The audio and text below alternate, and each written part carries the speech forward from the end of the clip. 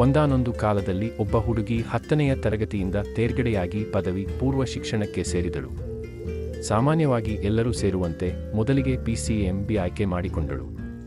ಆದರೆ ಆ ಹುಡುಗಿಗೆ ಜೀವಶಾಸ್ತ್ರ ಹೆಚ್ಚು ಅರ್ಥವಾಗಲಿಲ್ಲ ಮತ್ತು ತುಂಬಾನೇ ಕಷ್ಟ ಎಂದೆನಿಸಿ ಪ್ರಿನ್ಸಿಪಾಲರ ಸಹಾಯ ಪಡೆದು ಅವಳು ಕಂಪ್ಯೂಟರ್ ಸೈನ್ಸನ್ನು ತನ್ನ ಐಚ್ಛಿಕ ವಿಷಯವನ್ನಾಗಿ ಪಡೆದುಕೊಂಡಳು.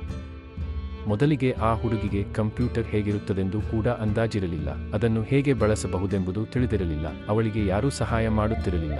ಒಮ್ಮೆ ಲ್ಯಾಬಿನಲ್ಲಿ ಕಂಪ್ಯೂಟರನ್ನು ಹೇಗೆ ಬಳಸಬೇಕೆಂಬುದನ್ನು ತಿಳಿಯಲು ಆ ಹುಡುಗಿ ಅವಳ ಎಲ್ಲ ಸಹಪಾಠಿಯರ ಹಿಂದೆ ಬಿದ್ದು ಗೋಗರೆದಳು. ಆದರೆ ಎಲ್ಲರೂ ಅವಳನ್ನು ನೋಡಿ ನಗುವುದು ಅಥವಾ ರೇಗಿಸುವುದು ಮಾಡಿದರೆ ಹೊರತು ಅವಳಿಗೆ ಸಹಾಯ ಮಾಡಲು ಮನಸ್ಸು ಮಾಡಲಿಲ್ಲ.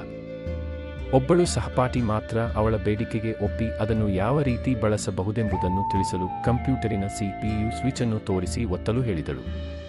ಆದರೆ ಅವಳು ಒತ್ತಿದ ತಕ್ಷಣಕ್ಕೆ ಇಡೀ ಕಾಲೇಜಿನ ಬಿಲ್ಡಿಂಗ್ ಪವರ್ ಕಟ್ ಆಯಿತು. ಆ ಹುಡುಗಿಗೆ ತನ್ನಿಂದ ಏನೋ ತೊಂದರೆ ಆಯಿತೆಂದುಕೊಂಡು ಭಯಪಟ್ಟಳು.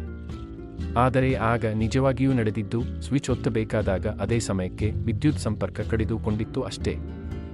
ಆ ನಂತರ ಆ ಹುಡುಗಿಗೆ ತಾನು ಹೇಗಾದರೂ ಸಹ ಕಂಪ್ಯೂಟರಿನಲ್ಲಿ ಹೆಚ್ಚಿನ ಅನುಭವ ಮತ್ತು ಜ್ಞಾನ ಸಂಪಾದಿಸಲು ನಿರ್ಧರಿಸಿದಳು ಮತ್ತು ಅದಕ್ಕಾಗಿ ಹೆಚ್ಚಿನ ಸಮಯ ಮೀಸಲಿಟ್ಟು ಅಭ್ಯಾಸ ಮಾಡಿದಳು.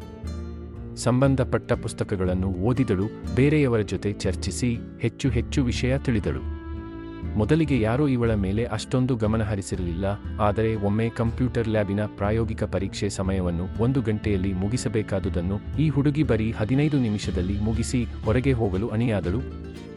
ಆದರೆ ಅಲ್ಲಿನ ಪರೀಕ್ಷೆಯ ಸಮೀಕ್ಷಕರು ಅದಕ್ಕೆ ಒಪ್ಪಲಿಲ್ಲ. ಇದನ್ನು ಅಲ್ಲಿರುವ ಎಲ್ಲ ಸಹಪಾಠಿಗಳು ಅದನ್ನು ಗಮನಿಸಿದರು ಮತ್ತು ಅಂದಿನಿಂದ ಏನಾದರೂ ಕಂಪ್ಯೂಟರ್ ಬಗ್ಗೆ ಅನುಮಾನ ಅಥವಾ ಸಮಸ್ಯೆ ಇದ್ದಲ್ಲಿ ಎಲ್ಲರೂ ಅವಳ ಬಳಿ ಬಂದು ಪರಿಹರಿಸಿಕೊಳ್ಳುತ್ತಿದ್ದರು.